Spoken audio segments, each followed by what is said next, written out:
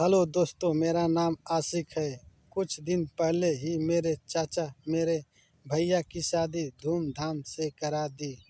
मुझे बहुत ही सुंदर मस्त भाभी मिल गई। उनका शरीर एकदम से मखमली था। वह सुपर से भी सुपर लग रही थी। मैंने उनको जब देखा तो देखते ही रह गया।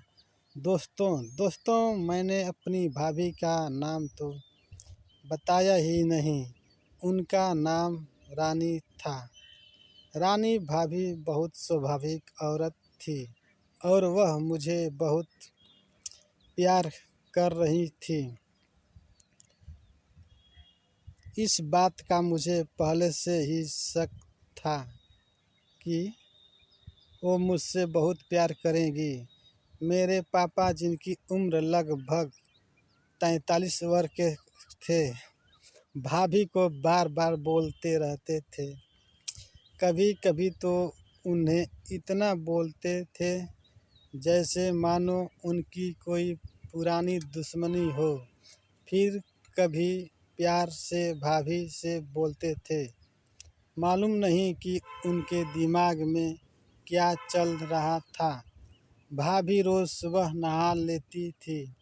एक दिन तो भाभी नहा रही थी। मैंने देखा कि पापा चुपके से देख रहे हैं खिड़की से। यह सब मैं देखकर कुछ बोल नहीं पा रहा था क्योंकि भैया घड़ी पर थे।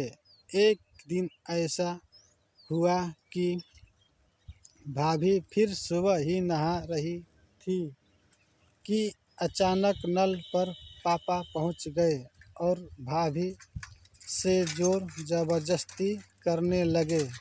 यह सब देखकर जोर से भाभी चिल्लाने लगी। उनकी आवाज़ सुनकर भैया घर से बाहर आ गए। भाभी बिल्कुल ब्रा में थी। पापा को देखकर भैया का गुस्सा सातवें आसमान पर था। उनकी आंखें लाल सी हो गई। अब गुस्से से नहीं रह गया।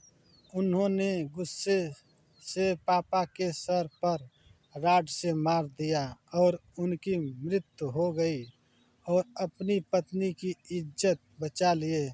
क्या अपने पापा को मारकर अच्छा किया या नहीं, कमेंट में ज़रूर बताएं। और हमारी कहानी कैसी लगी कमेंट करके बताएं।